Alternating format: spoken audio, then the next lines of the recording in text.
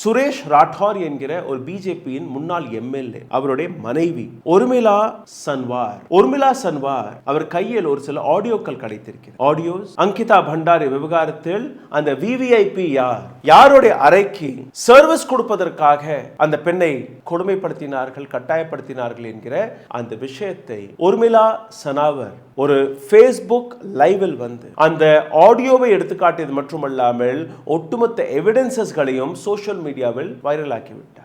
அந்த பெண்மணி இந்த வீடியோவை போடவில்லை என்றால், இந்த எவிடன்சஸ்களை போடவில்லை என்றால், இன்னைக்கு இந்த விவகாரம் அடக்கப்பட்டிருக்கும். சரி, யார் அந்த விவிஐபி? அவருடைய பேரும் வெளிவந்து விட்டது. நான் தொடக்கத்திலே கூறினேன் இல்லையா, நரேந்திர மோடியுடைய நண்பர், அமித்ஷாவுடைய நண்பர், புஷ்கர் சிங் தாமியோடைய நண்பர், பிஜேபியின் டாப் லீடர்ஷிப்ல இருக்கக்கூடிய ஒரு நபர். Who is this man? His name is தஷ்யந்த் Kumar Gautham. பிஜேபியின் ஒரு மிக பெரிய பொறுப்பில் இருக்கக்கூடிய ஒரு தலைவர், பிஜேபிஸ் நேஷனல் ஜெனரல் செக்ரட்டரி. உத்தராகண்டின் வரக்கூடிய தேர்தலுக்கான பொறுப்பு இந்த நபர் கையில் கொடுக்கப்பட்டது.